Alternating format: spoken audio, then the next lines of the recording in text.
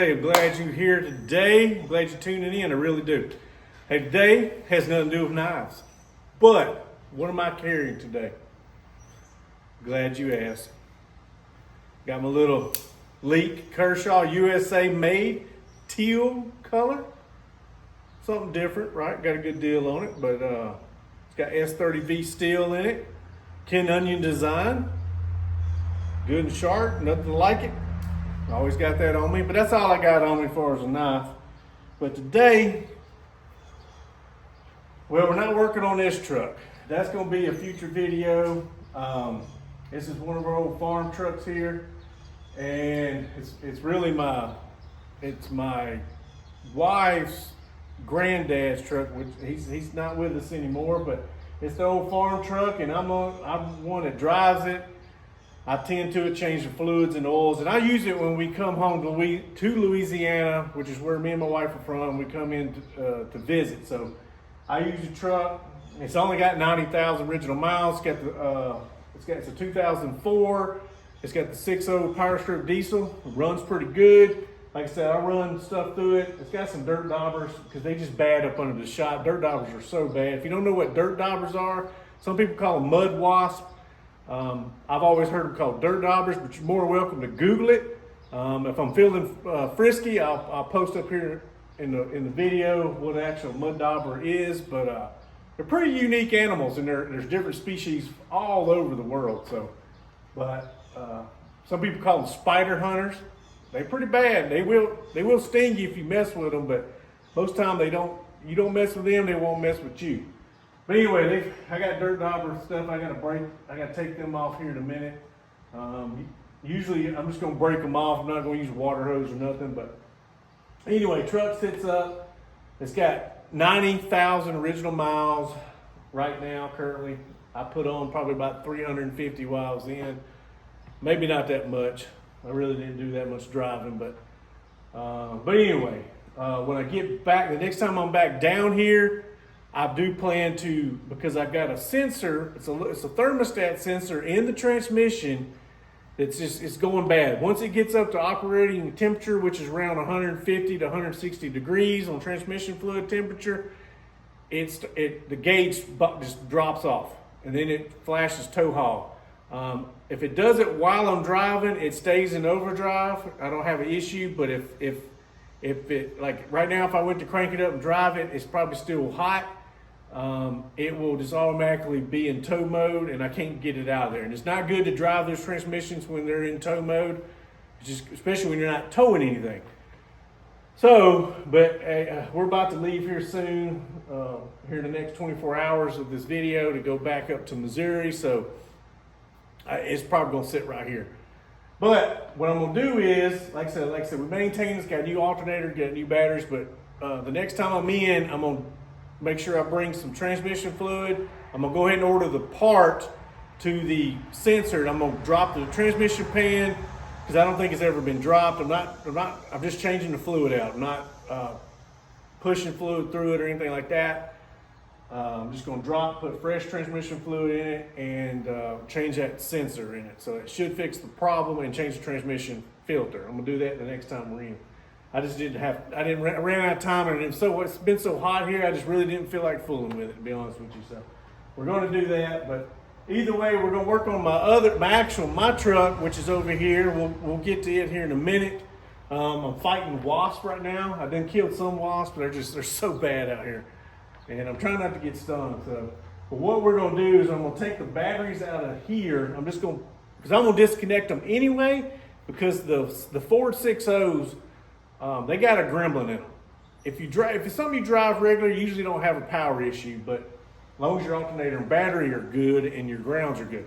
For some reason, this thing, because it sits up out here and it don't get drove for months at a time, it will drain the battery. I make sure the doors are locked, but the cab light goes out, so there's nothing pulling on it other than, I think it's slightly, because it's hooked up still to the ECM and everything in it, it still pulls just enough juice, but it could be another ground somewhere.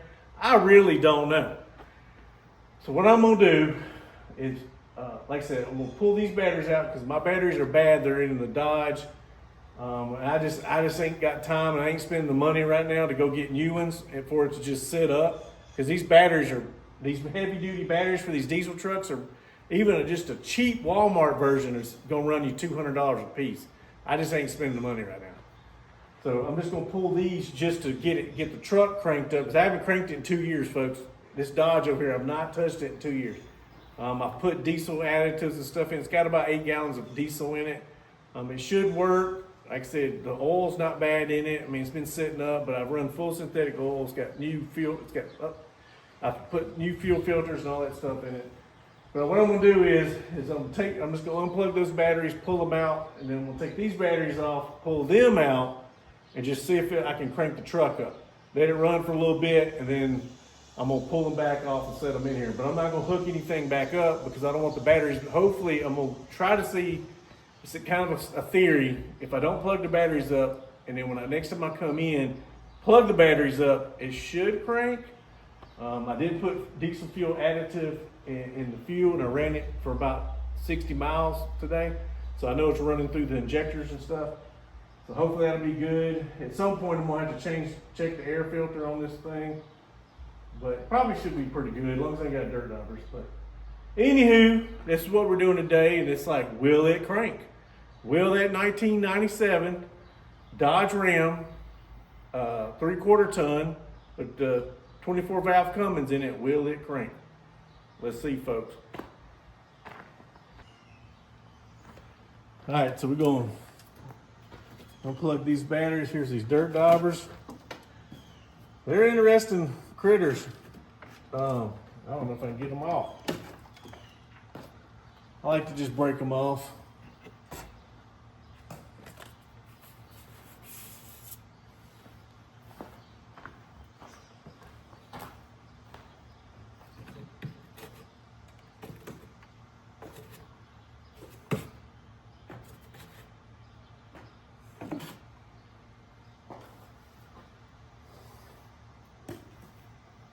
This terminal going the wrong way. I guess that would work if I loosened it.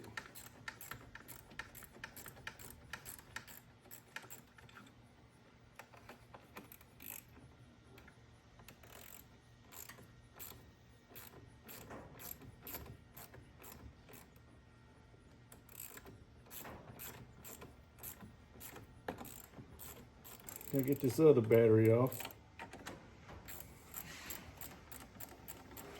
Don't worry, I already had it pre-loosened up.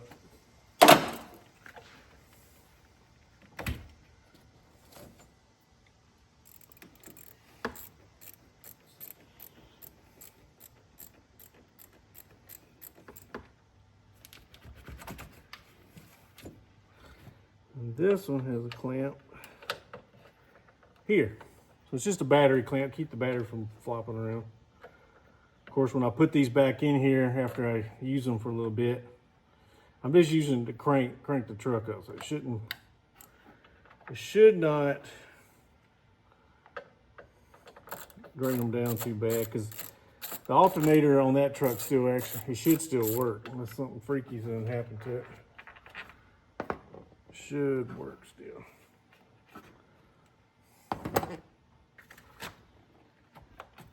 There we go. Being hard-headed. See, it's just a clamp. Goes the battery down. All right, now we'll go over there. See what happens. See what we can do. All right, so like I said, there you go. It's 1997. This has should be 125,000 original miles on the motor. Like I said, the batteries, like I said, I'm leaving them in here as a core, so I don't get core charge when I go switching them out. But they're shot. I don't think they even would build a charge. It could be, but I really ain't got the time to fool with it. But that's it right here, single cab, long wheelbase. I got a drag up tank. I think it's a 120 gallon drag up tank in the back, or maybe 100 gallon. Like I said, it's a farm truck. Interior does need to be redone. But it's a Laramie SLT. I mean, back then it's got all the bells and whistles other than the leather seats, but I can probably, there's stuff that you can get to like refoam, just put like some foam in there and then put some new, just clean them and then just put some new seat covers on them. That's probably what I end up doing. I'm not gonna do 100% restoration. I don't have any rust or anything. It stays up under the shop. But the tires are all pretty good. They got some air in them. I have them lifted up on both the front and rear axle. I have them jacked up just enough so where the tires won't go completely. If they do go flat, they won't, it won't crack and flatten all the way. So all I gotta do is put air in them. You can see right here, it's still got just enough air in them. It's supposed to keep from getting flat spots, but I got rat poison in here, rat traps, and then I keep some in around the engine compartment. But yeah, it's just to keep the rats and stuff at bay, hopefully. But we're gonna switch this out, switch the batteries out, and go from here. But it's 4-wheel drive. It's got some bumper issues. I can pull the bumper and pull some of the dent out, but I'm probably not gonna do much to it. I may down the road, if I ever come across a bumper at a U-Pull-It or something I can get pretty cheap, I can replace this whole bumper molding area. But I may just put a whole new, like a whole big, what I call a deer killing bumper on the front one day. But for now, like I said, it's got good Michelin's all the way around it, all season tires. So, but yeah. So let's get to it. Like I said, I will have to change the brake fluids and all that stuff one day. Brakes may be kind of locked up, but shouldn't be too bad because it's in the elements, but it hasn't been completely, just out in the elements. Like they don't get rained on, sun ain't baking the crap out of it, that kind of stuff. So yeah, let's see what we can do. These 13 millimeter. I don't have these super clamped down. So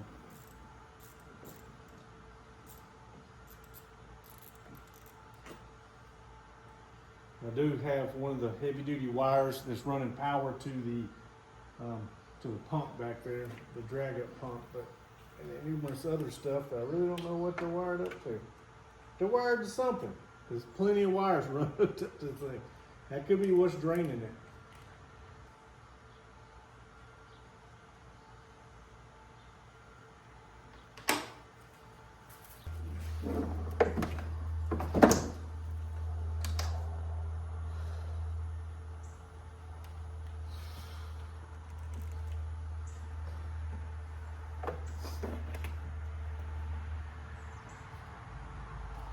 So I'm not clamping these down.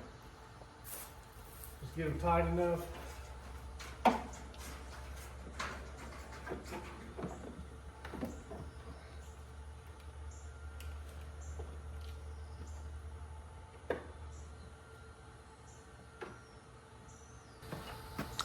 There's a lot of folks out there don't believe me. We'll see. Look, I'm touching the turbo. If it was hot, I wouldn't be able to touch that turbo manifold. So let's see what happens. I don't know. Let's see what happens.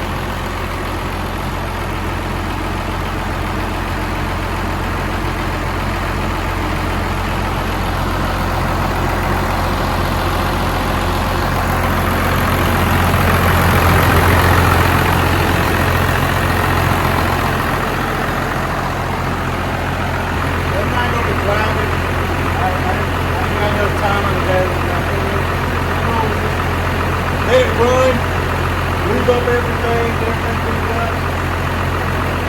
That's my goal. That was the end state for right now. Just let it run for about 10 minutes. Kind of get up the tempo, get the fluid. Fluid's good. We're not going to hurry. Check the oil before you clean it up. Oil's good. It ain't even dark. That's it. That's pretty ran. The transmission's slipping, but there's a screw in there that I'm going to try to adjust. Now, next time I come down here, just to see, it's a pressure, it's a set screw that adjusts the pressure valve on the bands inside the transmission. It goes reverse lock and going forward and slip.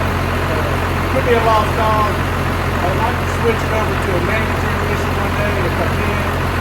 That's just going to be another day, another dollar. They're out there, the transmissions are out there, but we'll see. I don't know. Maybe just take the transmission and get it rebuilt to beef it up. It's safe to do that, but these trucks will last a long time. These engines have too much power for the transmissions that they from the factory what they have. Doesn't like a good old Cummins. It's just when they do go down, they go down. And they go expensive, but that's just about everything out there. Keep the fluids changed, like I said, just run full synthetic. I figured my turbo seals, even though that turbo, I mean, looks like it's in pretty good shape, but the most seals inside these turbos will go bad, especially the worst thing for them is sitting up because they get dry. So I'm sure the seals in this one's probably not 100%. I mean, it is what it is, especially if this sucker was sitting up for like 10 years. It was like 10 to 12 years actually before I got it running. So it is what it is. Like I said, I'll tackle that down the road. I mean, for now, you know, once I get the transmission figured out and I can actually get on the road and drive it, it may kind of fix itself out for a little bit. But if it don't, I'll have to, you know, get the turbo rebuilt or something like that down the road. But that's another day, another dollar. But hey, like I said, this has nothing to do with knives really, but it's something I needed to get done while I was down here, so I did. And I plan on, when I come back down the next time, I plan on hopefully driving a little bit, get the tires aired up, get it off the blocks and work on it. And at least run it, at least drive it down, so make sure the brakes and everything's unlocked and stuff like that. So, but anywho, hey, I'm glad y'all dropped in and see your channel. Like I always say, stay positive, stay motivated, stay vigilant in this crazy world. Hopefully I'll see y'all next time. So, hey, thanks for watching.